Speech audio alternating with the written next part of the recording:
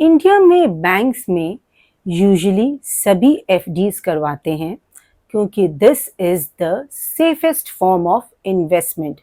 आज इस सेशन में हम आपके साथ डिस्कस करेंगे कि इनकम टैक्स एक्ट में एफडीज करवाने की एक फाइनेंशियल ईयर में मैक्सिमम लिमिट क्या है, आपकी जो भी एफडी की इंटरेस्ट इनकम जनरेट होती है उस पे बैंक आपका कितना टीडीएस कट करता है, आप इस टीडीएस को कट करने से कैसे सेव कर सकते हैं, फॉर्म 15G और 15H क्या है और यहाँ सीनियर सिटीजन्स को क्या एक्स्ट्रा बेनिफिट दिए गए हैं।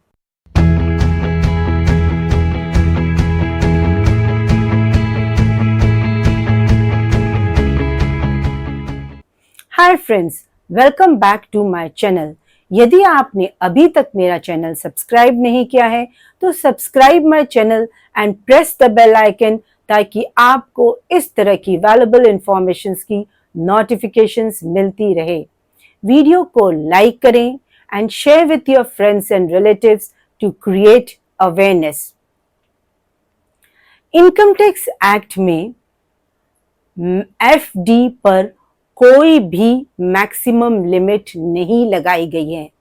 आप जितना चाहें बैंक में एफडीज करवा सकते हैं, पर हाँ, किसी भी टैक्स पेयर की हाई वैल्यू ट्रांजैक्शंस को ट्रैक करने के लिए इनकम टैक्स में statement of financial transactions SFT को फ्रेम किया गया अंडर सेक्शन 114E और यहाँ ये कहा गया कि अगर पूरे फाइनेंशियल ईयर में आपकी एक या एक से ज़्यादा बैंक में एफडीज सब बैंकों को मिलाकर एक फाइनेंशियल ईयर में 10 लाख से ज़्यादा है, इन दैट केस बैंक उसकी रिपोर्टिंग इनकम टैक्स डिपार्टमेंट को करेगा। यहाँ रिपोर्टिंग की responsibilities bank, financial institutions, NBFC सभी पर आती है, लेकिन ऐसा नहीं होता है कि जैसे ही बैंक ने ये रिपोर्टिंग आईटी डिपार्टमेंट को की और आईटी डिपार्टमेंट धड़ल्ले से आप पर इनकम टैक्स नोटिस सर्व करना शुरू कर देते हैं। आईटी डिपार्टमेंट सबसे पहले आपको इंटीमेशन प्रोवाइड करवाता है कि आप अपनी इस सोर्स ऑफ इनकम को प्रूफ करें।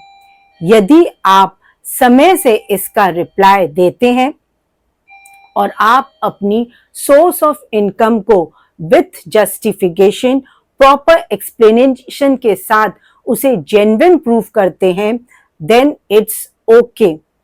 यहाँ पर आपको एक बात ध्यान रखनी है कि भले ही आपकी gross total income basic assumption limit से बिलो हो, तब भी आप अपनी आईटीआर जरूर प्रोवाइड करें। अगर आप अपनी आईटीआर में अपनी सभी इनकम की डिटेल्स सही तरीके से प्रोवाइड करते हैं तो आप पर कभी भी कोई भी इशू नहीं होगा। Otherwise you will have to face severe penal consequences. अब हम आपके साथ डिस्कस करेंगे कि बैंक आपकी एफडी इंटरेस्ट इनकम पर किस अमाउंट से टीडीएस काटता है। ये टीडीएस आखिर है क्या? TDS is the tax deducted at source. हम इसे एक एडवांस टैक्स की तरह मान सकते हैं।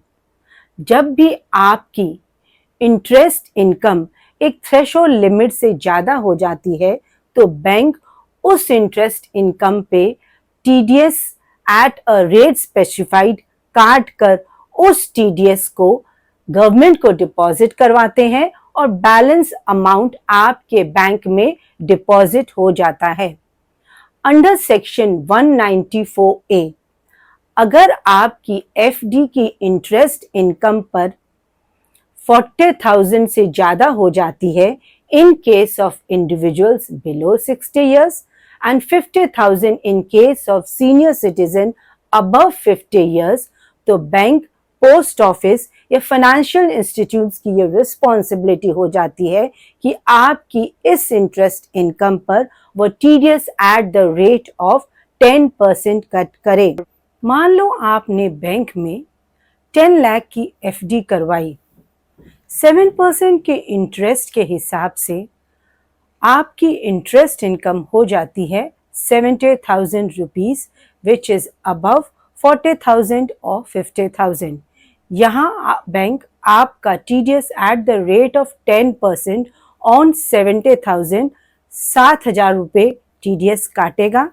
70,000 माइनस 7,000 विल बी 63,000 आपके बैंक में डिपॉजिट हो जाएंगे और 7,000 रुपये बैंक गवर्नमेंट को डिपॉजिट करवा देगा।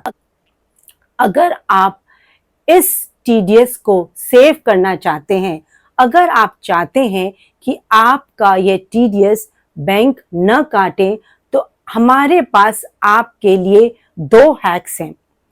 फर्स्टली, अगर आपकी पूरे फाइनेंशियल ईयर में ग्रॉस टोटल इनकम आपकी एफडी की इंटरेस्ट इनकम के अलावा यदि और कोई भी इनकम है, वो सभी इनकम मिलाकर बेसिक अजम्पशन लिमिट से कम है, इन दैट केस आप ऑनलाइन या offline form 15G in case of individuals below 60 years and form 15H in case of senior citizen above 60 years, इस डिक्लेरेशन फॉर्म को बैंक को सबमिट करें along with your personal details और अपनी pen details के साथ।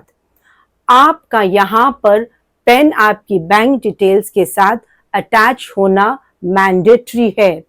यदि आपका पेन अवेलेबल नहीं है, इन दैट केस आपका TDS 10% से ज़्यादा 20% पे काटा जाएगा। अगर आपका पेन इनऑपरेटिव हो चुका है, इनऑपरेटिव से हमारा मतलब है अगर आपने अपने पेन को आधार से लिंक नहीं कराया है, तब आपका पेन इनऑपरेटिव हो जाएगा और इन दोनों ही केसेस में बैंक आपका इंटरेस्ट इनकम पे TDS 10% की जगह 20% पे कट करेगा। लेकिन अगर आप ये डिक्लेरेशन फॉर्म सबमिट करते हैं तो बैंक आपकी कोई भी TDS नहीं काटेगा और आपका पूरा इंटरेस्ट इनकम आपके बैंक में डिपॉजिट हो जाएगा। यूजुअली लोगों का ये मानना होता है कि अगर उनकी कोई भी इनकम नहीं है, अगर उनकी gross total income basic assumption limit से कम है और उनका कोई TDS भी नहीं कटा, तो उन्हें ITR फाइल करने की रिक्वायरमेंट नहीं होती है। हाँ, एज पर लॉ आपके लिए ITR फाइल करना यहाँ मैंडेटरी नहीं है, पर हमारा आपसे सजेशन है कि आप अपनी ITR ऑलवेज फाइल करें, क्योंकि ITR फाइलिंग के आपके पास बहुत सारे बेनिफिट्स हैं। अगर आपकी gross total income basic assumption limit से ज़्यादा है और आप फिर भी अपना टैक्स TDS बचाने के चक्कर में फॉर्म 15G और 15H सबमिट कर देते हैं, इन दैट केस आपको सीरियस पेनल कंसिक्वेंसेस फेस करने पड़ सकते हैं। आपको 3 मंथ्स की इम्प्रिजमेंट हो सकती है और जब भी आप अपनी ITR फाइल करेंगे तब उस टैक्स को जो आपने बैंक ने TDS एज अ TDS नहीं काटा था, जो आपका TDS कटना चाहिए था, उस टैक्स को आपको ITR फाइल करते वक्त विथ इंटरेस्ट पे करना होगा। फॉर्म 15G और 15H आपको एवरी ईयर सबमिट करना होता है। ऐसा नहीं कि आपने 5 साल की FD करवाई है और आप ये मान के एक बार इस फॉर्म 15G और H को फाइल कर देंगे और ये आपके 5 साल के लिए एप्लीकेबल हो जाएगा। आपको ये फॉर्म 15G और 15H every financial year file करना होता है। बेस्ट ये है कि आप इसे आपकी फाइनेंशियल ईयर की बिगनिंग में ही सबमिट करवा दें, that is in the month of April. पर फॉर्म 15G और 15H फाइल कराने की कोई भी डेडलाइन नहीं है। It is beneficial for you अगर आप इसे अप्रैल में करवा देते हैं, पर अगर आपसे इसे सबमिट करना मिस हो गया है तो आप इसे मई में भी करवा सकते हैं, जून में भी करवा सकते हैं। इन सच केसेस आपने जितना उसे लेट किया उस मंथ में आपका, जैसे अगर आप इसे जून में सबमिट कराते हैं तो आपका बैंक अप्रैल और मई का टीडीएस कट कर देगा। इसीलिए इट इज़ बेटर कि आप इसे अप्रैल में ही सबमिट कराएं। बाय चांस आपसे फॉर्म 15G और 15H सबमिट करना मिस हो जाता है तो बैंक आपका टीडीएस कट करेगा। इन दैट केस आपको अपनी आईटीआर फाइल करके आप उस टीडीएस का रिफंड क्लेम कर सकते हैं।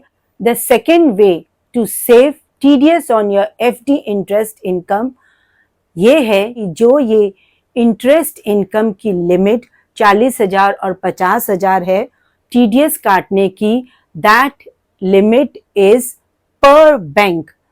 ये सभी बैंकों को मिलाकर नहीं है, ये हर बैंक के लिए लिमिट है। मान लो आपको 15 लाख की एफडी करवानी थी और आपने उस एफडी को एक बैंक में ना करवा के अलग अलग 3 बैंक में 5-5 लाख की एफडी करवा दी। 5 लाख की एफडी पर अगर आपको 7% के हिसाब से रिटर्न मिल रहा है तो आपका इंटरेस्ट इनकम बैठेगा 35,000। यहाँ पर आपका कोई भी टीडीएस डिडक्ट नहीं किया जाएगा। अब हम आपसे डिस्कस करेंगे कि इनकम टैक्स एक्ट में सीनियर सिटीजन को एफडी की इंटरेस्ट इनकम पर एक्स्ट्रा बेनिफिट क्या दिया गया है। यूजुअली एफडी की इंटरेस्ट इनकम पे इंडिविजुअल्स बिलो द 60 इयर्स को कोई भी डिडक्शन का बेनिफिट नहीं दिया गया है। Under section 80TTA individuals below the 60 years को खाली उनकी सेविंग इंटरेस्ट इनकम को अगर वो 10,000 तक है तो वो डिडक्शन या एजम्पशन क्लेम कर सकते हैं। But in case of senior citizens उनकी सेविंग इंटरेस्ट इनकम के साथ साथ उनकी एफडी की इंटरेस्ट इनकम पर भी under section 80TB of the income tax act 50,000 तक का उन्हें डिडक्शन या एजम्पशन दिया गया है। Hope guys this video has added value to you. Thanks for your valuable time. Jai Hind.